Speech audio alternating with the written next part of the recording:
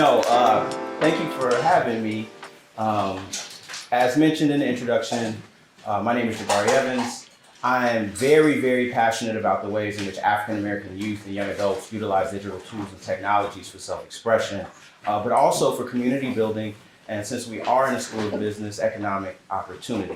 And a lot of folks kind of know me through a career that I had far before academia, where I was a hip hop artist, right? And I toured.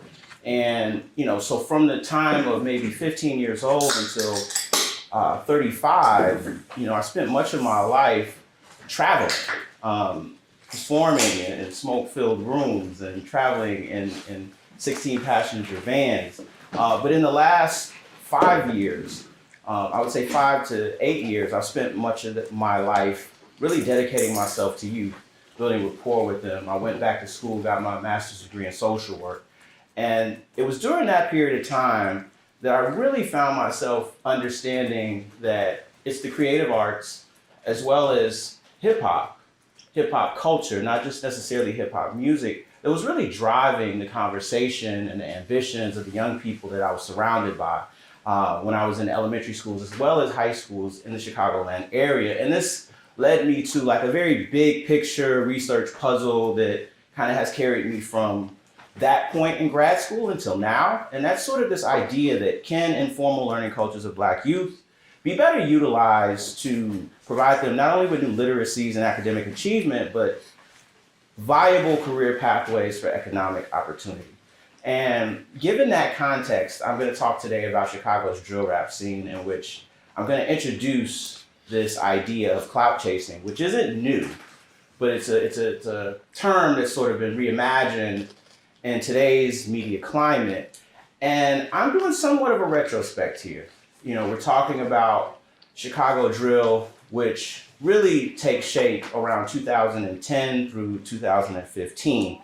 We're not talking about Brooklyn drill, we're not talking about London drill, right? So we're talking about where these pioneering digital practices that these Black youth on the south and west sides of Chicago, many of whom were gang affiliated, find visibility on social media platforms. And so I draw out here that their virality, I would say, has not been mischaracterized as being violent, but I think it's been mischaracterized as being innate, mischaracterized as being only spectacle. And I think that we can kind of divorce ourselves from just focusing on the lyrical content and divorce ourselves from thinking only about the things that are portrayed within their music videos. And we can really look to hip hop's core traditions, which is how do we communicate a sense of self on behalf of the places that we live in? How do we architect community through the usage of technology? And this is something that I think, if we're going to talk about the digital era, drill rappers are the pioneers of that space. And they bridge the gap between what we know now as internet culture or creator culture and the traditional attention-seeking practices of hip-hop culture. But first, I want to sort of set the stage by introducing a story that sort of drove my initial entry point into this work, because I think it's kind of important. And so here we have Chief Keef. And before he was arrested in December of 2011, Chief Keef was a 16-year-old hip-hop star in Chicago, almost completely unknown outside of Chicago's South Side. He had a song that he had put out called Bang, which had more than 400,000 views on YouTube, which is a great amount at that period of time. He also had a mixtape that he had created in a friend's bedroom. And he had a dedicated Twitter following among Chicago high school students. Now, this mixtape that I'm talking about, he placed onto DatPiff and datpiff.com, which is a hip-hop oriented site that allows DIY artists to sort of upload and distribute their music to various audiences globally. But it's still seen as sort of an underground thing. But on that site, his mixtape had gotten about 800,000 downloads, which is a lot, right? But on December 4th of 2011, Chief Keef, whose real name is Keef Kosar, he got into a shootout with police, and he had in fact been arrested and charged with aggravated unlawful use of a weapon. He was released to live at his grandmother's apartment for 30 days on house arrest. Now, when his house arrest ends, World Star Hip Hop posts a video of a young child that's sort of going crazy in a hysterical fit, of excitement about the fact that Keef has just been released. And so the song Bang that I spoke about earlier, as the boy's celebrating, he's singing all the lyrics. The video goes viral. And the comment section, though, was not necessarily about congratulating Chief Keef for coming home. Most of the folks were saying, who the hell is Chief Keef, right? And that sort of spent people into a frenzy, right? A viral video in hip hop or a viral video in music is nothing unusual, but for someone to be under the radar to the point of which someone would be in such a hysterical fit about somebody coming home from jail, most of the people who were outside of the Chicagoland area were like, let me check out this guy. Let me figure out why this kid is so excited about this guy coming home from jail. And that's unusual. He was under the radar of major labels, and his following was very much cult-like and existed in a cottage. And cases like Chief Keef sort of drove my field work in Chicago and sort of influenced me to think about the ways in which racial, sexual, economic, and political oppressions of Black youth can become the fuel for innovative and inventive social practices. And so by circulating his music videos and other content to gain attention, a driller, which I will from this point on kind of address those who are drill rappers, is just an example of how creative, collaborative strategies of Black youth has allowed them to innovate despite not necessarily having full access to professional resources or even totality of audiences online. And so I look at Chief Keef sort of as an example of unremarked genius that emerges in marginalized communities. And I suggest drill rappers are the pioneers of digitizing hip hop's already disruptive communication practices. And so what this does is this elevates liminal spaces of cultural knowledge and transforms what we think of as people who participate in influencer culture. Now, when I use the word clout, traditionally this has meant how we can use relationships or social networks to bend or break rules for one's benefit. And on account of one's local reputation, you can kind of maneuver this clout in ways that helps you to advance politically or help you advance economically. This term can be actually traced, ironically, back to Chicago politicians who operated on the favor-for-favor agreements with labor unions during the Al Capone era, right? But here I use clout sort of as this digital form of cultural capital that's measured by the logics and the metrics of social media platforms, and really highlighting that the modern attention economy allows young people to pursue clout as somewhat of a competition.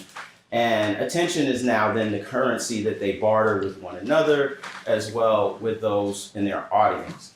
Now, you see here Chance the Rapper, who now is on The Voice, but with artists like Chance and Kanye West and Common and Lupe Fiasco, who's actually here in Cambridge right now at MIT, some would consider Chicago an emerging hip hop mecca in Web 2.0 and especially moving into Web 3.0. Its local rap scene has many artists that have self-fashioned authenticity and are driven by their personal ties to the 77, right? And the 77, for those who are from Chicago, we know that to be the 77 distinct neighborhoods that exist in the city.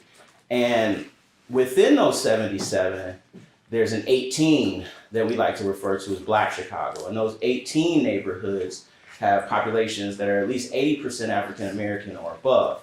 Now, in these particular neighborhoods, rap musicians, especially drillers, carry a great deal of symbolic capital that is buoyed by their clout online. And many of these artists leverage neighborhood networks, particularly gang affiliations, to build their local popularity and strategize as sort of umbrella identities, right? And so what I mean by umbrella identities is that they have the pride of their communities, they have connections to those who live within those communities, and they have the ability to influence the daily life of those neighborhoods, and they understand the values, beliefs, practices of those neighborhoods.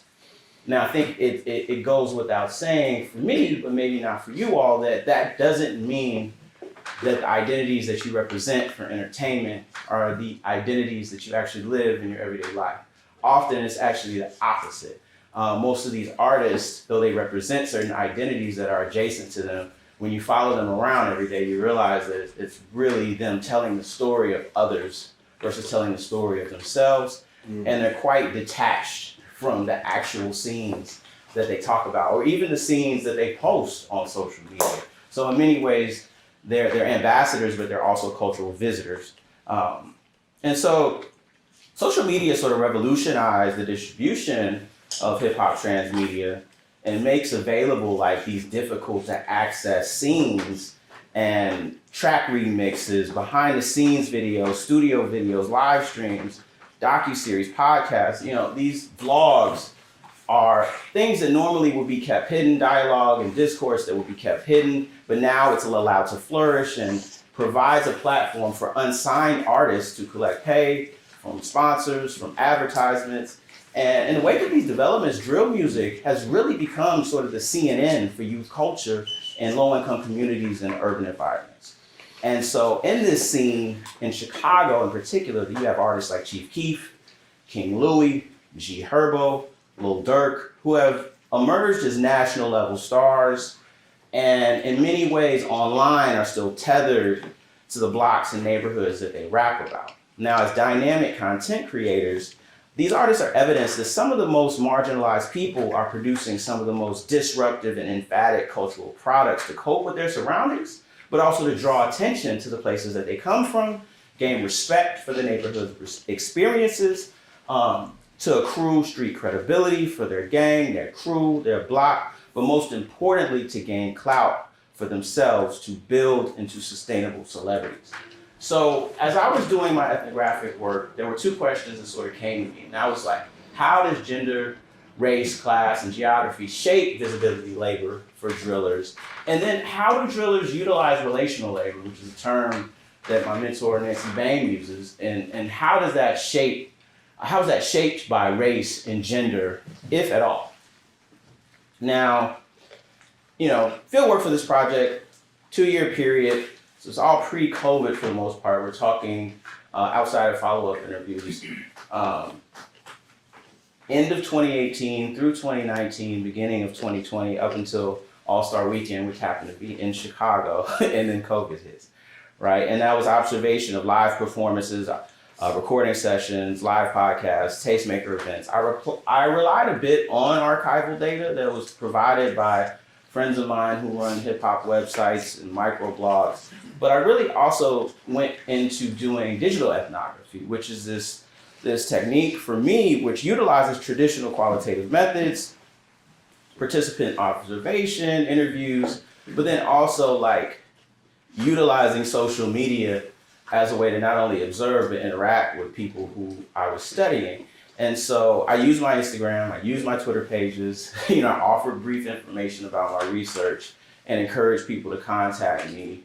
I also use direct message to send, follow-up questions at time. And over the course of, you would imagine, 2 years, I had a lot of interviews, a lot of data, a lot of different things that I had scraped from both online and offline environments. And I narrowed my focus to 25 in-depth interviews, most of which were in person, but follow-ups that were done on Zoom. And using grounded theory approach, the pattern of thinking about clout sort of emerged. So this isn't something I'm throwing out there. It's something that I think I'm developing in unison with the people that I was studying, right? And so the names that will come forth as far as data, a lot of times they've been changed. There's an asterisk that sort of indicates that. You would imagine for those who like clout, some folks did not mind at all that their name was used. Some folks actually preferred that I use their name. And so, I'm still protecting anonymity, but at the same time, I'm hoping that this work also illuminates artists that maybe you haven't heard of, that maybe you should check out, right? And so, again, like I said, clout was something that was used by the subjects, the participants. And if you've been paying attention to popular culture and you paid attention at all to hip hop, then you know that clout is particularly, I'm thinking about the Migos song where they say you do anything for clout, right? It can be a pejorative term, right? But behind closed doors, many of the artists that I talked to actually spoke about pursuing this visibility as a positive thing and as a thing that actually liberates them. And so the arena for these practices are something that I sort of started to refer to as the clout economy. And that's something that I now define in this way as like a techno-social system in the marketplace of attention that is built around central practices developed in hip hop culture. And so there's things that are innate within hip hop, and this exists far before social media even comes into play, right? Mm-hmm. And so the things that I've identified here is that, within hip hop, there's a performance, but you're sharing a performance of self in which cultural capital is inextricably linked to your authenticity. It's the only genre, I would say, outside of maybe rock, where we believe what the person is saying. Even if there's a songwriter writing for a rapper, you have a belief within that performance that the things in which they are talking about are true to them, true to the places that they come from, and give them credibility, not just as artists or as lyricists, but as citizens in their particular neighborhood. And so by my definition, clout chasing is Black youth cultural production characterized by flow online and offline for reputation building. And in recognizing the clout economy as the byproduct of Black digital practices, this definition demands that new thinking focuses on the ways in which African American youth mobilize hip hop cultural capital. And I believe that hip hop renders Black lives legible in American society. And that's why it's always been seen as something that's revolutionary. That's why it's always been seen as something that's disruptive. That's why it's always been seen as something that is almost what Todd Boyd would say, the new civil rights movement. However, I think social media at times renders local popularity of rappers to be limitless. And so within internet culture, many of the boundaries that would bound people to the neighborhoods that they come from have created a homogenization of the images that are produced. And so the clout economy also exposes how dominant spaces of cultural production are riddled with gender inequality, harassment, racism, essentializing, musician exploitation, and clearly corporate gain. So drillers architect clout to bypass gatekeeping practices in the mainstream music industry, and they carve out careers, but the careers that they carve out are in no ways traditional in the ways in which I went to New York with a 4-song demo and met with an A&R. Now, when talking to subjects, there really are 3 primary strategies that I identified in terms of what we're seeing when we're talking about clout chasing. And I think these can be sometimes mixed together. They're not mutually exclusive.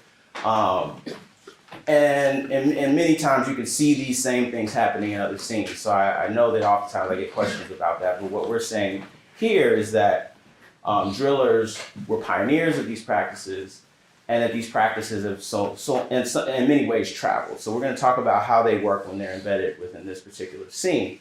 And the 3 strategies were corralling, which is sort of this idea of co-creating content, cross-promoting as a unified front between and within algorithms in order to game algorithms.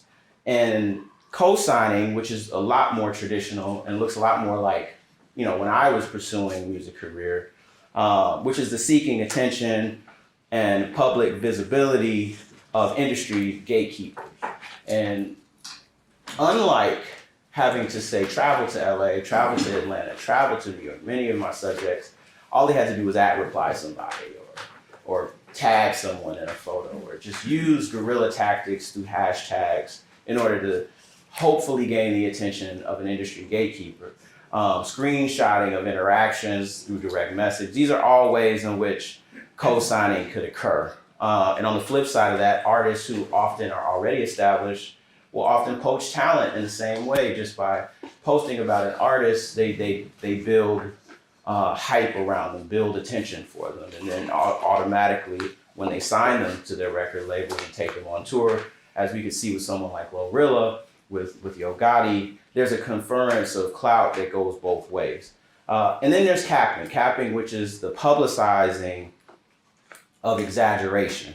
In this instance, we're talking about violent and criminal nature, the amount of material wealth someone has, sexual prowess, the places that we go, the people who we are with and are associated with. That's not to say that capping is one of those things that is unbelievable, but it's orchestrated and exaggerated, and to the nth degree, it's bending reality to the point where we do believe it because we see it, but we don't know how much of it was just orchestrated.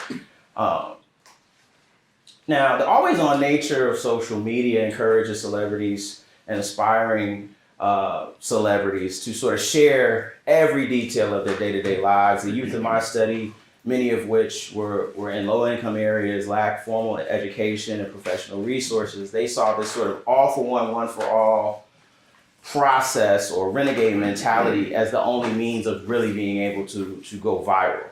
And so Shamika was one of my subjects who was disillusioned by being told by record executives that she wasn't sexy enough after moving out to Los Angeles to pursue a rap career. She decides to move back home to Chicago, live with her family in the south suburbs. And while working her day job as a clerk at a liquor store, she starts producing these videos on Instagram and on TikTok that begin to sort of gain her a digital network that continues to support her music to this day in Chicago. And so she frantically cross-promoted herself within social media, put her music on streaming services, sold merch through e-commerce platforms to professionalize and sort of sustain the growing interest in her internet fame while she's at her day job sort of doing these vlogs.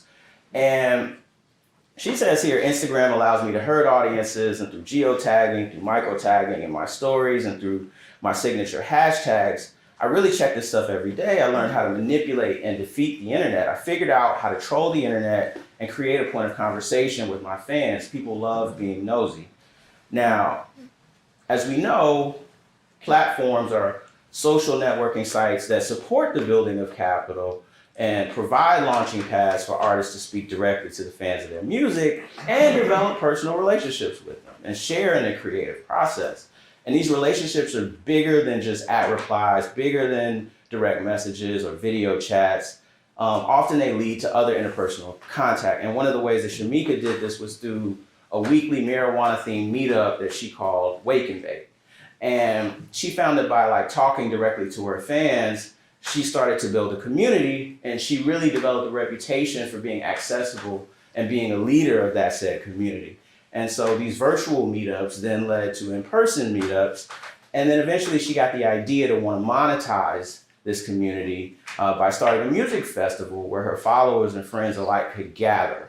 And so she recruited some of her followers, key Instagram followers, and she formed what she now calls a marketing company that's labeled Don't Do Coke. And she's created these networking opportunities for local music industry artists, as well as those who are aspiring support people. And during my fieldwork, she produced an event called Camp Smokey Bear, which it was a one-day music festival in the south suburbs of Chicago. She sold over 1,500 tickets to this festival for $75 each. And in 2020, she used the money from that festival to purchase a property that she's now turned into a co-working space for content creators. And she's still doing her music, and she's kind of created this sort of world. We talk about world building online, and I think she's created a brand for herself that extends beyond just herself and allows her to monetize not just only her songs, but her lifestyle. And so she says here that there's a million me's out here, everyone's rapping, and since everyone's making cola, I have to figure out why I am Coke and not Pepsi. And so in my eyes, what that means is that she understands that there's a lot of folks trying to rap. And she understands that there's a lot of folks that are online, trying to gain clout. And even though that might not necessarily be a unique product when we're just talking one-to-one, she saw social media as an equalizer that allowed her to be able to creatively brand her personality and bring together these different aspects of who she is, one of which is being a leader when she's around people, right? And so in emphasizing community, again, I'll lean on Nancy Bain's work in talking about how musicians not only foster relationships with fans, but they create intimate relationships that are more than just illusory. And to that point, an artist named Young Benz expressed to me, he says, these artists are damn near like my family. They are literally waking up with me and they feel like they're smoking with their homie. That's my brand. It's not about me. It's just for a community of people that talk to each other, like-minded people. And so as Ben sort of explains here, he uses platforms like Instagram and Facebook to develop real connections with particular people.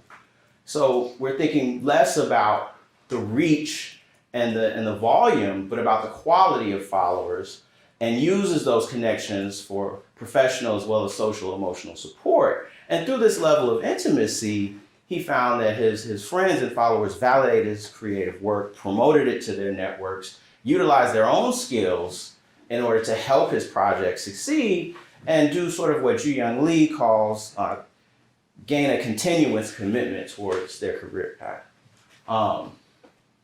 Now, in terms of capping, right? This is a time-intensive, really calculated self-promotion tactic where we ration out content, we display the things that are from our highlight reel.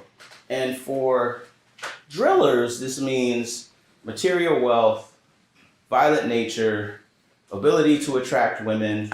We're thinking about male drillers.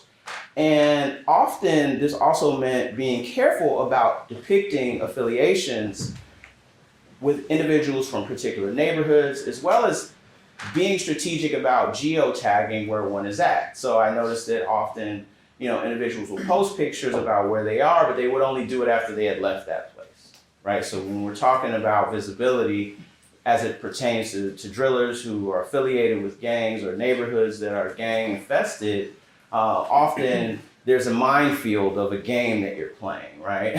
I'm gonna go in front of a rival's mural of a person that is dead, right, and take a picture in front of it, but I'm not gonna post it until a day later when I've left Chicago, right?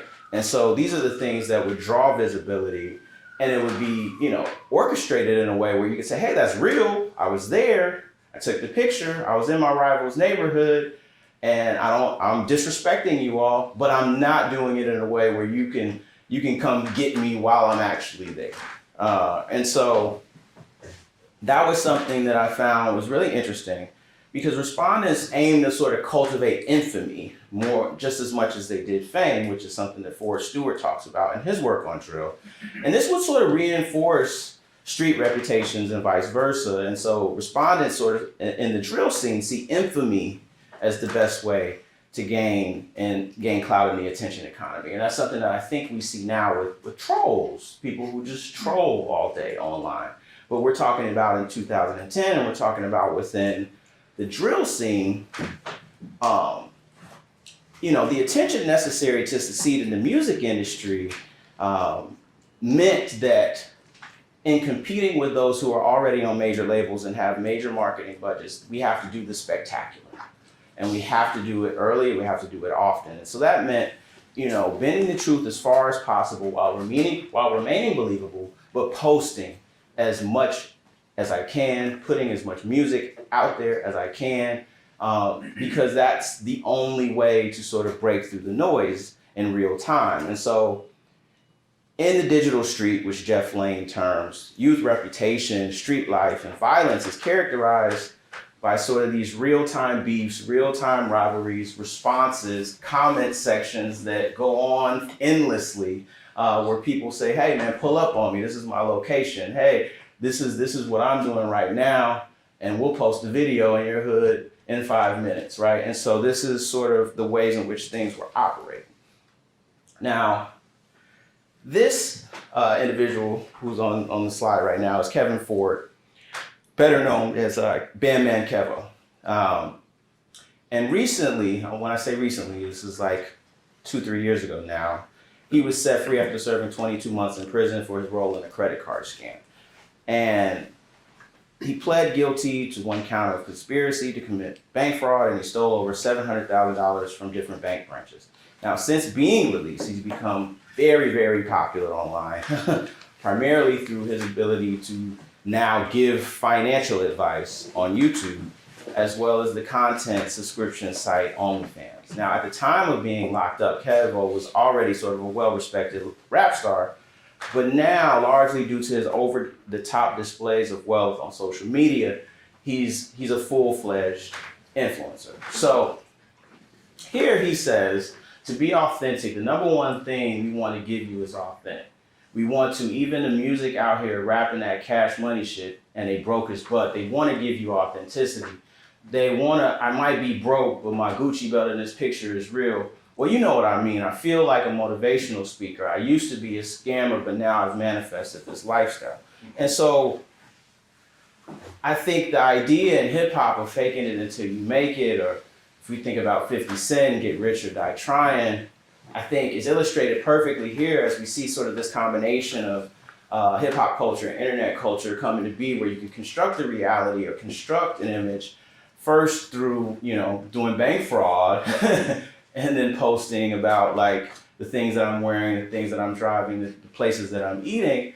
But now we see that local popularity has placed him in a position where now he's a full-fledged influencer, where people are actually following his moves. And so again, I like to divorce the idea that, this is strictly about criminal activity or strictly about violence or strictly about young people who are doing ridiculous things in order for attention, but to understand that for someone with limited resources to get to the place and space where this young man has gotten to, we should sort of pull apart and parcel out some of the parts of his business acumen that are actually working.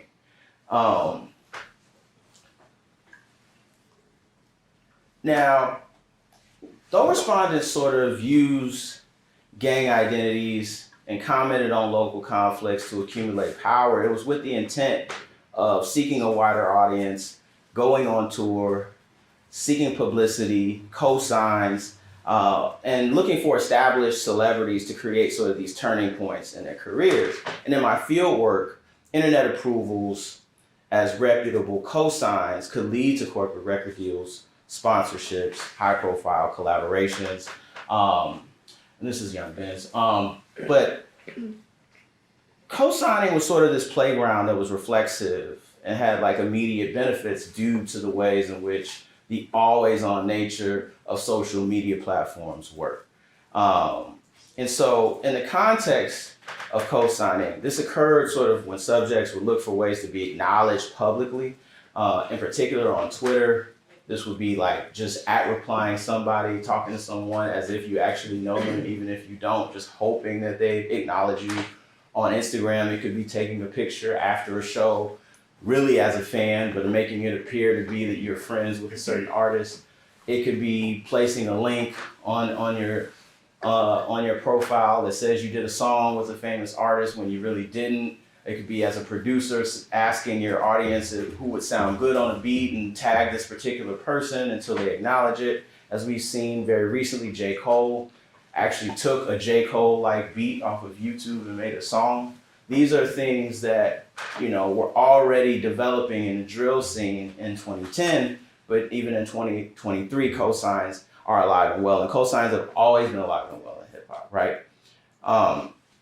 But Johnny Johnson, a rap artist that I talked to, spoke about how he spent time in New York Fashion Week, and how, as a member of the LGBTQ community, he felt like this was a strategy that really helped him to be consistently shouted out by more famous peers on social media, when at times those who were in the traditional hip hop community had sort of shunned him. And as he indicates in the quote, he would sort of brag to his followers about these interactions with mainstream celebrities that might have sit outside of the normal hip hop community. And this tactic was through @replies on Twitter, through Instagram, and often he would lip sync to, certain artists that he really appreciated and put those things online. And for example, he did a performance at San Francisco Pride, and he saw his engagement sort of spike from 24,000 likes and over 100,000 views to about, averages went up 5,000 to 7,000 likes and 15,000 views due to him interacting with Solange over the course of that particular weekend. Um, and then I think another example of co-signing was seen in G Herbo, right? And that's someone who at the time of my fieldwork was 23 years old, aspiring rapper. And he captured the attention of hip hop fans more nationally when he put out a song on YouTube called Kill Shit that has since grown to surpass about 41 million YouTube views. And this was largely because Drake retweeted some of his lyrics and also invited him to collaborate over direct message, for which he screenshotted it, placed it out there to his fans. And after that, he had much more viral success with singles that he put out. 2016, he brokers a label imprint with a Sony subsidiary. He graces the cover of a hip hop magazine, Double XL, and eventually actually performs with Drake on tour.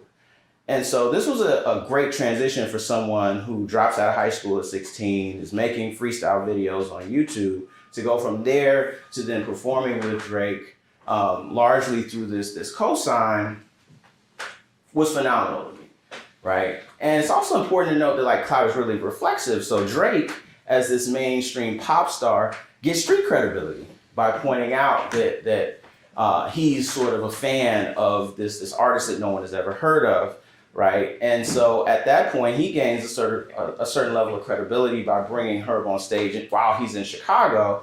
And so it allows him to actually present himself as someone who's in touch with the margins of the culture and isn't against bringing in new talent. And so I guess the key takeaways here, right, are that participation in social media encounter public sort of provides artists with space to subvert adversity and empower themselves, their peers, their communities in really interesting ways.